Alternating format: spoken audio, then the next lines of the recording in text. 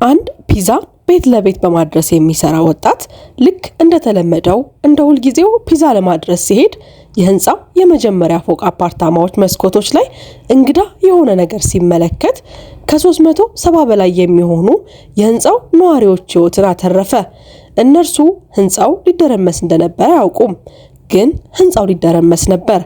ዲላን በዛች ምሽት የብዙ ሰዎችን ህይወት እንደሚያድን ፈጽሞ አላወቀም። በተለይም ብቻዋን በላይኛው ፎቅ ላይ ያለችውን የ9 ወር ህፃን። ለመሆኑ ዲላን እነዚህን 370 ሰዎች እንዴት አተረፋቸው? ህንጻውስ በምን መልኩ ከመደርመስ ተረፈ? እናንተ ብቻ እስከ ቪዲዮ መጨረሻ ድረስ አብራችሁን ቆዩና የሚሆነውን ተከታተሉን። ቪዲዮውን ላይክ፣ ቻናሉን ሰብስክራይብ በማድረግ አብሮን ይቆዩ። በጉንፋን ምክንያት ድምጼ ስለታፈነ ለምትሰሙት ድምጽ ከወዲሁ ይቅርታ ጠይቃለሁኝ። ዲላን ለቀጣይ የምሽት ስራው እየተዘጋጀ ነበር። የብርድ መከላከያውን ከለበሰ በኋላ ለምግብ ማድረሻነት የሚሰራው ሞተር ሳይክል እየተመለከተ ዲላን ትልቅ ህልም ያለው ወጣት ነበር። የእሳት አደጋ ተከላካይ ሰራተኛ መሆን ይፈልግ ነበር። ሰዎችን ከአደጋ የማዳን ጀግና መሆን ይፈልጋል። ያ የህይወቱ ትልቁ ግብና ዓላማው ነው። ለመውጣት ሲዘጋጅ ሊያጋጥሙት ስለሚችሉ ችግሮች ያሰበ፣ ነገር ግን በቀላሉም ተስፋ ስለማይቆርጥ እያንዳንዱን የሚያደርሰውን ፒዛ ወደ ህልሙ ለመድረስ የሚወስደው ሌላ እርምጃ እንደነበር ያውቃል። ቀዝቃዛው ምሽት ነፋሱ ፊቱን እየመታው፣ ነገር ግን ዲላን ስለለመደው ምንም አይመስለውም። ምንም እንኳን ቢደክምም ይህ በየምሽቱ የሚያደርገው የተለመደ ተግባሩ ነው። ትኩረት አድርጎ ቆየ። የእሳት አደጋ ተከላካይ መሆን ከልጅነቱ ጀምሮ ህልሙ ነበር። እናም ይህንን ለማሳካት ማንኛውንም ነገር ለማድረግ ፈቃደኛ ነበር። ዲላን በሞተር ሳይክሉ በጨለማ ጎዳናዎች ሲጓዝ፣ በሌላ በኩል ከተማ ውስጥ አሊስ የምትባል ወጣት ከልጇ ሜሪ ጋር በቤት ውስጥ ነበረች። ባለቤቷ በስራ ምክንያት ስለዘገየ እርሷ በቤቷ ብቻዋን ነበረች። በዚያ ምሽት ብቻዋን አሊስ ልጇን አቅፋ እየተጫወቱ ግድግዳው ላይ ያለውን ሰዓት ተመለከተችና 4 ሰዓት እንዳለፈ ተመለከተች። ዛሬ ማታ ለእራት ምን ላድርግ? ፒዛ ብበላስ? አሊስ ፈገግ ብላ ከልጇ ጋር አወራች። ሜሪ በትንሽ ፈገግታ ለእናቷ መለሰችላት። አሊስ በቀስታ እየሳቀች ስልኳን አንስታ ትዕዛዟን ሰጠች። ፒዛው እስኪመጣ በትዕግስት እየጠበቀች ለአሊስ እነዚህ ትናንሽ የመጽናናት ጊዜያት አስፈላጊ ነበሩ።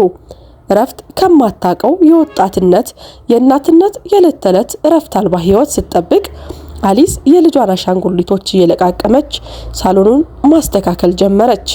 መስኮቱን ተመለከተችና የከተማዋ መብራቶች በውጭ ሲያበሩ አየች።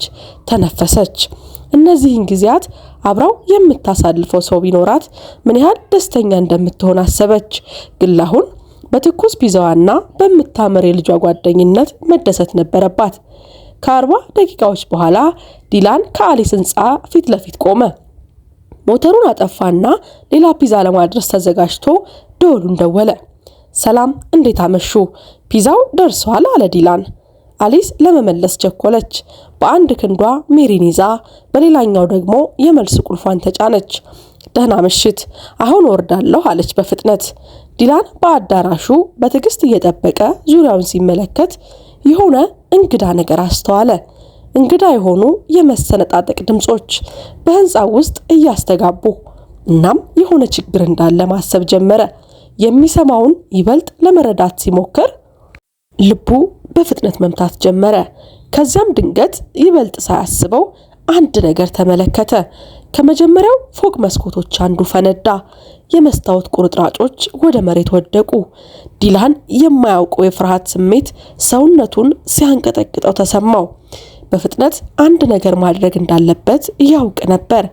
አሊስ በመጨረሻ ወደ አዳራሹ ስትደርስ ዲላን በቁም ነገር ተመለከታት። እመቤቴ፣ ይህንን እንግዳ ድምጾች ተሰምተሻል? ሲል በጭንቀት ጠየቃት። አሊስ ምንም እንዳልሰማች መለሰችለት። ዲላን የከፋውን ነገር በመጠበቅ አደገኛ ሊሆን ይችላል ብዬ አስባለሁ። ምናልባት ምን እየሆነ እንዳለ ብንመለከት ይሻላል አላት። እናም በዚያን ጊዜ ከመጀመሪያው ፎቅ ከሌላ አፓርታማ ሌላ መስኮት በሚያስፈራ የፍንዳታ ድምጽ ተሰነጠቀ። ፍርስራሾቹም በአዳራሹ ወለል ላይ ተበተኑ። ዲላን በፍጥነት እርምጃ ወሰደ። ይህ በጣም አደገኛና ጠንካራ ድምጽ ነው አለ። ውስጡ እየተንቀጠቀጠ ቢሆንም ወዲያውኑ ከዚህ መውጣት አለብን፣ ህንጻው ሊደረመስ ነው ብዬ አስባለሁ። አሊስ በፍርሃት አይኖቿ ሰፉ። ዲላንን ተመለከተችው። አይሆንም፣ ልጅ አለች። ድምጿ በፍርሃት እየተንቀጠቀጠ። ብቻዋን በአፓርታማ ውስጥ ትቻት መጥቻለሁ። ልጄን ከዛ መውሰድ አለብኝ። አሊስ በድንጋጤ ውስጥ ሳለች ዲለን በጥልቀት ተነፈሰና አይዞሽ የኔ እመቤት፣ ልጅሽን እኔ ይዣት እመጣለሁ፣ ግን መጀመሪያ ሌሎች ነዋሪዎችን ማስጠንቀቅና መላው ህንጻውን ባዶ ማድረግ አለብን። ሁሉም ሰው መውጣት አለበት አላት። ዲለን በችኮላ የደወሉን ቁልፍ ተጫነ። አሊስ በፍጥነት የሚመታ ልቧን ለማረጋጋት እየሞከረች የጥበቃ ሰራተኛው ሲመለስ ዲላንን በአስቸኳይ ተናገረ። እባክዎ ጌታዬ፣ ህንጻውን ወዲያውኑ ማስለቀቅ አለብን። መስኮቶች ሲፈነዱና በወቃቀሩ ላይ ስንጥቆች አይተናል። ህንጻው በማንኛውም ጊዜ ሊደረመስ ይችላል። አደጋ ላይ ነው። መቸኮል አለብን አለው። የጥበቃ ሰራተኛው ለትንሽ ጊዜ ዝም አለ። የሁኔታውን አሳሳቢነት ለመረዳት እየሞከረ የጥበቃ ሰራተኛውን ሁኔታው እውነት መሆኑን ለማሳመን ዲለን ዋሸውና እኔ የእሳት አደጋ ተከላካይ ነበርኩ፣ የምናደርገውን አውቃለሁ፣ እባክዎ ጌታዬ እንዳልኩህ እናደርግ አለው። በመጨረሻም ጥበቃ ሰራተኛው አመነውና በኋላ የእሳት አደጋውን ደወል ለመጫን ሄደ። የማስለቀቁን ሂደት ጀመሩ። አሊስ በእንባ አይኖቿ ተሞልቶ ዲላንን ተመለከተችና በእርግጥም የእሳት አደጋ ተከላካይ ነበርክ? እግዚአብሔር ይመስገን። እባክህ ትንሿን ልጄን አድንልኝ አለች። ምስኪኗ እናት በፍርሃት በቀዘቀዘ ድምጽ ለመነችው እያለቀሰች። ዲለን ለመንቀሳቀስ ሲዘጋጅ በአየር ላይ ያለው ውጥረት እየተሰማው በጥልቀት ተነፈሰ። የእሳት አደጋ ተከላካይ ለመሆን ባደረገው ዝግጅት ዓመታት ውስጥ ሊደረመስ ያለውን ህንጻ የአደጋ ምልክቶች ለይቶ ማወቅን ተምሯል። በአወቃቀሩ ላይ ያሉ ስንጥቆች፣ የተዛቡ መስኮቶችና የሚፈነዱ መስታወቶች፣ እነዚህ ሁሉ የመጪው አደጋ ድምጽ ምልክቶች ነበሩ። ሁሉንም ሰው ለማዳን በፍጥነት እርምጃ መውሰድ እንዳለበት ያውቅ ነበር። ይህ በእንዲህ እንዳለ አሊስ ለድንገተኛ አደጋ ደወለችና ሰላም፣ እኔ አሊስ ነኝ። ከአዳም ላራቶ ህንጻ እየደወልኩላችሁ ነው። እባካችሁ ወዲያውኑ እርዳታ ላኩልን፣ ህንጻው ሊደረመስ ነው አለች አሊስ በመንቀጥቀጥ በእንባ ታጅባ። ዲለን ወደ አፓርታማው መሮጥ ሲጀምር ዲለን በፍጥነት ወደ አሊስ አፓርታማ ሲሄድ ልቡ በደረቱ አምልጣ ልትወጣ ነበር። ነዋሪዎቹ የእሳት አደጋ ደወሉን ድምጽ ሲሰሙ ተጨንቀው ከአፓርታማቸው ሲወጡ ተመለከተ። እያንዳንዱ ሰከንድ አስፈላጊ እንደሆነ ያውቅ ነበር። ስለዚህ በተቻለው ፍጥነት ወደ አሊስ አፓርታማ ለመድረስ ቆርጦ የእርምጃውን ፍጥነት ጀመረ። ይህም በእንዲህ እንዳለ ምስኪኗ እናት አሁንም በስልክ ላይ እርዳታ ለመነች። ብቻዋን ስለቀረችው ትንሿ ሜሪ ከፍተኛ ሁኔታ እያሰበች በጭንቀት እየተንቀጠቀጠች ነበር። ዲላን በጊዜ ደርሶ እንዲያድናት፣ ቤተሰቧም ከሚመጣው አደጋ እንዲያመልጡ ጸለየች። በመጨረሻም ወደ አሊስ ፎቅ ሲደርስ የአፓርታማው በር ተቆልፎ አገኘው። ቁልፉን አሊስን መጠየቅ እንደረሳ ሲገነዘብ የድንጋጤ ስሜት ሰውነቱ ወረረው። የብስጭት ጊዜ ዲላንን ያዘው። ነገር ግን ተስፋ መቁረጥ እንደሌለበት ያውቅ ነበር። አይኖቹን በፍጥነት ወደ ኮሪደሩ አዞረና እዚያም በግድግዳው ላይ የተንጠለጠለ የእሳት ማጥፊያ ተመለከተ። ሐሳቡ በጭንቅላቱ ውስጥ መጣ። ያለምንም መመንታት ዲለን ወደ እሳት አደጋ ማጥፊያው ሄዶ በቆራጥነት ከግድግዳው አወረደው። ሜሪን በጊዜ ለመድረስ ብቸኛው አማራጭ የእሳት አደጋ ማጥፊያው ብቻ ነበረ። የእሳት ማጥፊያው ክብደት በእጆቹ ተሰማው። በአንድ ፈጣን እንቅስቃሴ የእሳት ማጥፊያውን አነሳና በያዘው ባለው ኃይል ሙሉ ወደ በሩ ወረወረው። የእሳት ማጥፊያው በሩን በበቂ ሁኔታ ሲመታው መስማት የተሳነው የፍንዳታ ድምጽ በኮሪደሩ አስተጋባ። ዲለን በሩን ሲሰብር በአሊስ አፓርታማ ውስጥ ያለውን ውስጡ ሲከፈትለት ተመለከተ። ምንም ጊዜ ሳያጠፋ ወደ ውስጥ ገባ። አይኖቹ ትንሿ ሜሪን ፍለጋ ያዘ።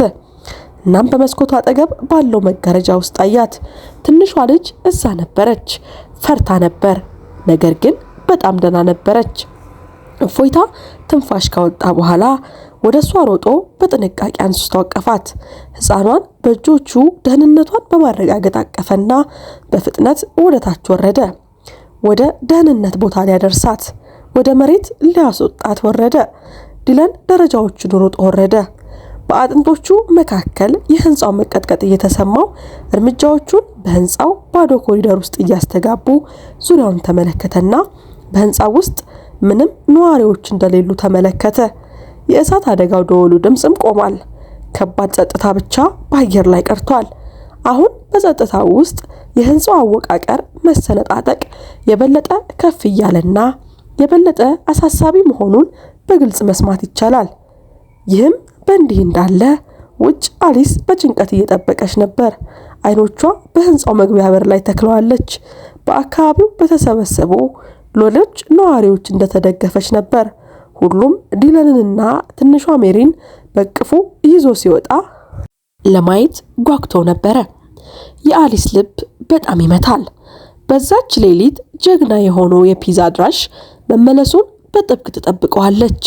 በመጨረሻም የእሳት አደጋው መኪና ጥግ ታጥፎ ሳይረኖቹ እያጮኸ በፍጥነት ወደ ህንጻው ቀረበ። አሊስ ትንፋሿን ያዘች። ዲለን ልጁን በአቅፉ ይዞ ከህንጻው መውጫ እስከሚወጣ ለማየት ተስፋ አድርጋ በጸሎት ጠበቀችው። ሌሎችም በመካከሉ ያሏት ሁሉ ጸሎት እያደረጉ እየጠበቁት ነው። እናም ከዚያ በመጨረሻ ዲለን ብቅ አለ። ትንሽ ልጅ በእጆቹ አቅፎ ከህንጻው ይዞ ሲወጣ ፊቱ ላይ እፎይታ እየታየበት፣ ባለፉት ጥቂት ደቂቃዎች ውጥረት፣ ድካም እንደዛለ ይታይበታል። አሊስ ወደ እሱ ሮጠች። ልጇን ደህናና ጤነኛ መሆኗን ስትመለከት በጣም አለቀሰች። አሊስ በጥብቅ አቀፈችውና ላሳየው ድፍረት፣ ቁርጠኝነት ከልቧ አመሰገነችው። የእሳት አደጋ ክፍል በህንጻው ዙሪያ ተሰበሰቡ። ነዋሪዎችንና ተመልካቾችን ግርግር መካከል ወደ ስፍራው ደረሱ። በፍጥነት ወደ ህንጻው ደርሰው የደህንነት መሳሪያዎችን በመግጠምና ተመልካቾች በዙሪያው እንዳይቀርቡ መመሪያ ሰጡ። አየሩ በውጥረት ተሞልቶ ነበርና ሁሉም በጭንቀት ዜና ሲጠባበቁ ከባድ ጸጥታ በቦታው ላይ ሰፈነ። ዲለን ስለተፈጠረው ነገር መግለጫ እንዲሰጥ ሲጠየቅ አንድ የእሳት አደጋ ተከላካዮች ቀረቡት። በህንጻው ላይ ሊደረመስ ከመድረሱ በፊት ያስተዋላቸውን ምልክቶች በዝርዝር አስረዳ። ህንጻው በማንኛውም ጊዜ ሊደረመስ እንደሚችል አደጋ ላይ መሆኑን ንድፈ ሐሳቡን አጠናከረላቸው። የእሳት አደጋ ሰራተኞቹ በትኩረት እያዳመጡት የህንጻውን ለማስለቀቅ ባደረገው ጣልቃ ገብነት አስፈላጊውን እውቅና ሰጡት። ይህም በእንዲህ እንዳለ ሌሎች የእሳት አደጋ ሰራተኞች የህንጻውን አደጋ ለመገምገምና ሁሉንም ሰው ለመጠበቅ አስፈላጊውን እርምጃ ለመውሰድ በከፍተኛ ፍጥነት እየሰሩ ነበር። ጥልቅ ፍተሻዎችንም አደረጉ።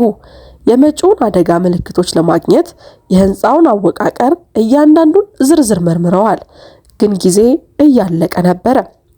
ከ9 ደቂቃዎች በኋላ የዲለን ትንበያ እውነት ሆነ።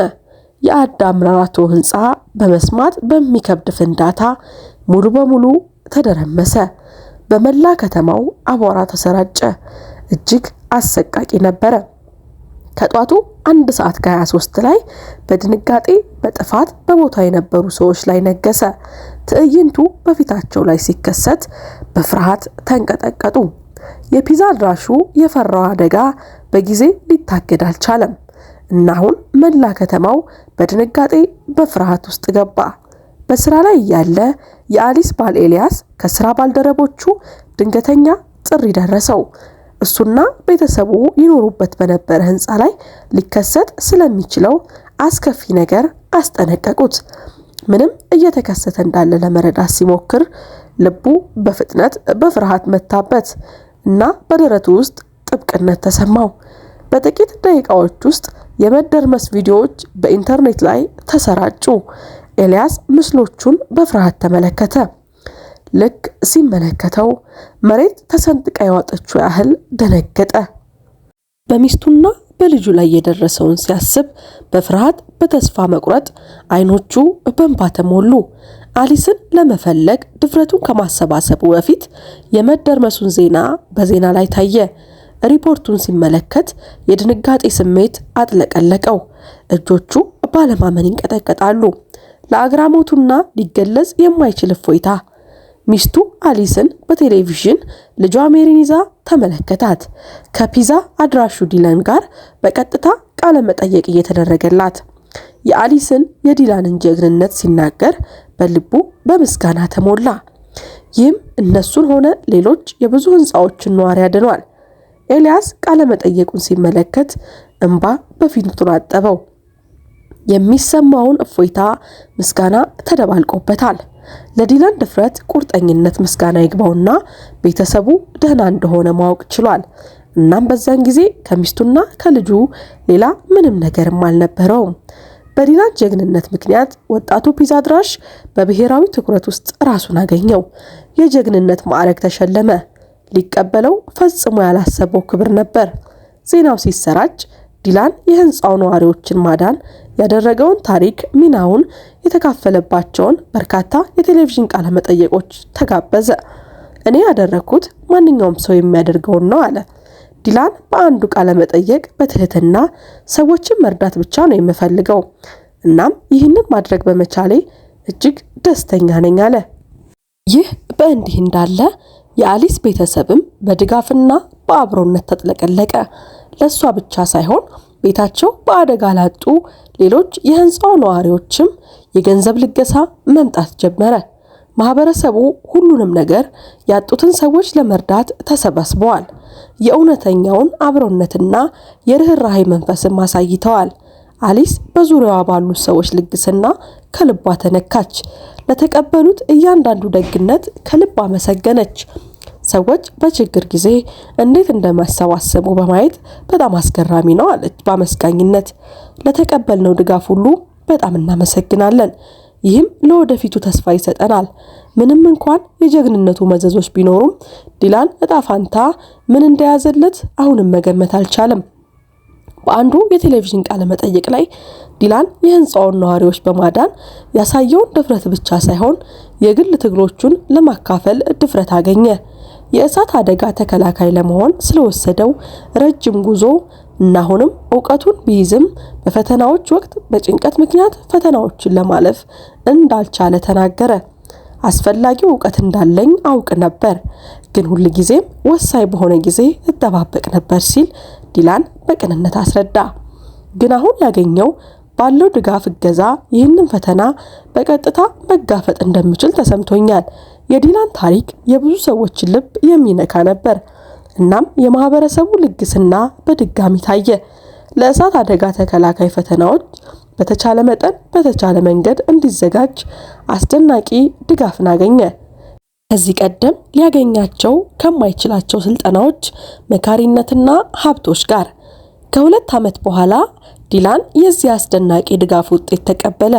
በፈተናዎች ውስጥም አንደኛ ወጣ። ዜናውን ጉዞውን በተከታተሉት ሁሉ በደስታና በበዓላት አከባበር ተቀበሉት። እናም ዲላን በመጨረሻ ህልሙን ሲሆን አየ። ከወራት በኋላ ዲላን የእሳት አደጋ ክፍል ውስጥ ቦታውን ወሰደ። ማህበረሰቡን ለማገልገልና ችግረኞችን ለመርዳት ዝግጁ ሆነ። በጉዞ ሁሉ ያጋጠሙትን ችግሮች እያስታወሰ ወደ ኋላ ተመለከተ። ግን አሁን ወደፊት ሲመለከት መሆን ያለበት ቦታ እንደሆነ ያውቃል። እናም በልቡ ውስጥ ባለው ቁርጠኝነትና ምስጋና ዲላን አዲስ ምዕራፉን እንደ የእሳት አደጋ ተከላካይነት ጀመረ። ህይወት የሚያመጣበትን ማንኛውንም ፈተና ለመጋፈጥ ተዘጋጅቷል። ውድ የሀበናብ ክሮኒክልስ ቤተሰቦቻችን ለዛሬ ልብ የሚያሞቀው ታሪካችን ያዘጋጀንላችሁ ፕሮግራም ይህንን ይመስል ነበር። እስከ ፕሮግራማችን ፍጻሜ ድረስ በትዕግስት በፍቅር አብራችሁን ስለቆያችሁ ቪዲዮዎቻችንን ላይክ ማድረጋችሁን፣ ቻናሉን ሰብስክራይብ እና የደወል ምልክቷን መጫናችሁን እንዲሁም ለወዳጅ ዘመዶ ማጋራታችሁን በፍጹም አትዘንጉ። በጉንፋን ምክንያት ስለደረሰባችሁ የድምጽ መቆራረጥ፣ መነፋነፍ፣ የድምጽ መረበሽ በድጋሚ ይቅርታ እየጠየቅኩኝ ከዚህ ቀደም የሰራናቸውን ፕሮግራሞች በቻናላችን ገብታችሁ እንድትመለከቱ እየጋበዝኩ እኔ ከወዲሁ ተሰናበትኳችሁ። መልካም ቆይታ።